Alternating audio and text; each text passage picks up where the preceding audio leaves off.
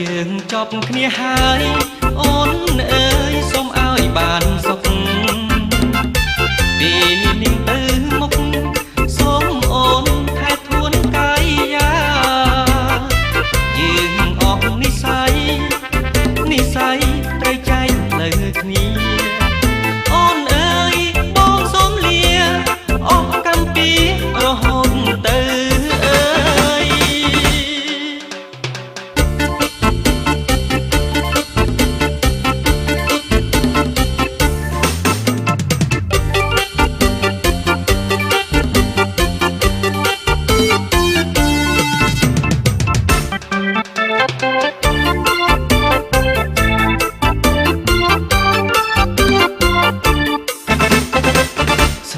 សល់តែស្នាម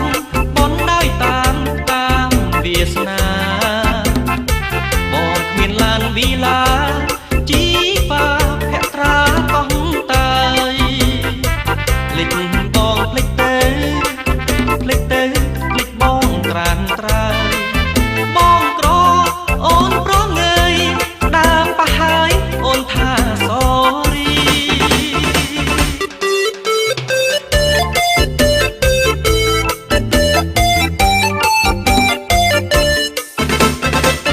អោបបងអ្នកក្រស្រីល្អអូនឆ្លើយថាស្អុយអោបអ្នកមានលុយ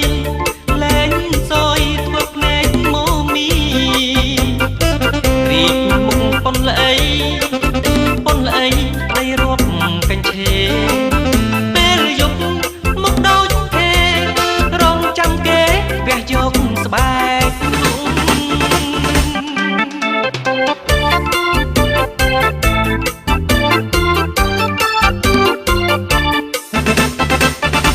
ស្រីតូចត្រង់ណែពេលនេះគេបញ្ចារួរូបនៅក្រាន់បា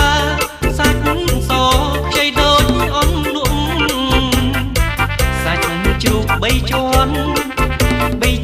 មនុស្សច្រើនចង់ភ្លក់ធ្វើឲ្យស្រីអូនឆ្លក់អស់ផ្លូវហក់គង់ស្រក់ទឹកនេត្រា